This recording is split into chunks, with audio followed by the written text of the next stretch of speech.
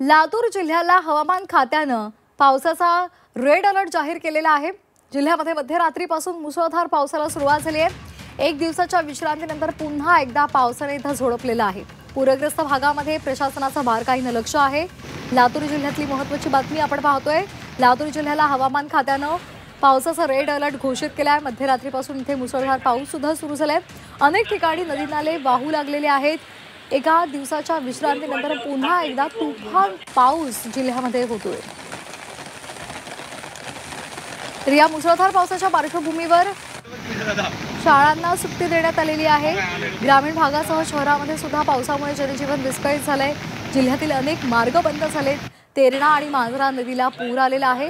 प्रशासनानं नागरिकांना सतर्क राहण्याचं आवाहन केलंय।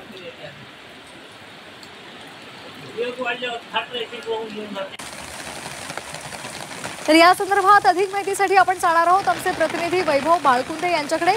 वैभव, लातूर जिल्ह्याला पावसाचा रेड अलर्ट देण्यात आलेला आहे आणि आता सुद्धा पाऊस जोरदारपणे लातूरमध्ये कोसळतोय। काय सध्याची तिथली स्थिती आहे?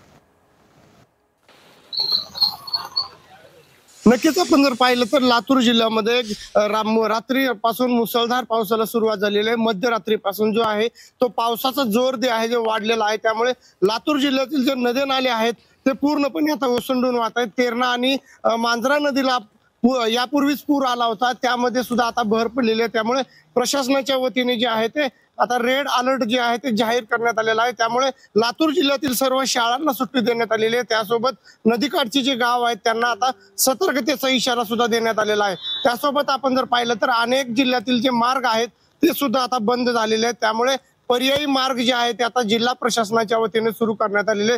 त्यामुळे नदीकाठचे गाव असतील किंवा प्रवासी असेल, अत्यावश्यक सेवा असेलच बाहेर पडा असं प्रशासनाकडनं सांगण्यात आलेलं आहे। त्यासोबत पाहायला गेलं तर लातूर जिल्ह्यामध्ये जे आहे ते अतिवृष्टीमुळे मोठ्या प्रमाणात नुकसान झाले।